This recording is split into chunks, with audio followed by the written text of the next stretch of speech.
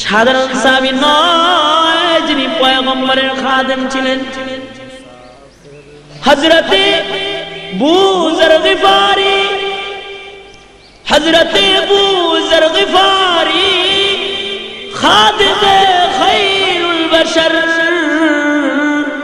खिदमतों में जिंदगी भर ना बनाया अपना घर। নবীর খেদমত করতে করতে নিজের জন্য একটা ঘর বানানোর টাইম পায় না এমন একজন সাহাবী। দুইটা হাত তুলে ডেকে বলতেছে, ও খলিফাতুল মুসলিমিন, এই যুবকের একজন ভাই যদি মদিনায় থাকতো তাহলে ভাই ভাইয়ের জিম্মাদার হয়ে যেত।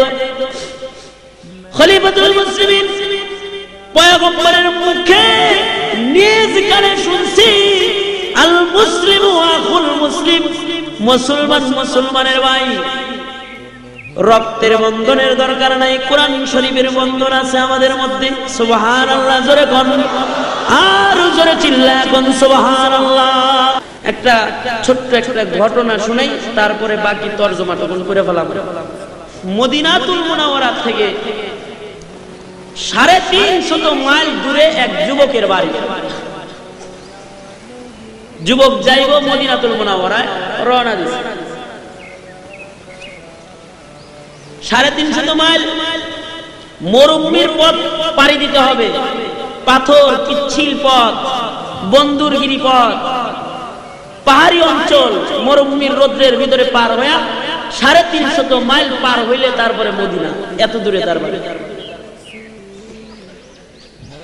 আগের জায়গার রাস্তাঘাট তো খারাপ ছিল, 350 মাইল যাইতে অনেক সময় সপ্তাহ পর সপ্তাহ লেগে যেত।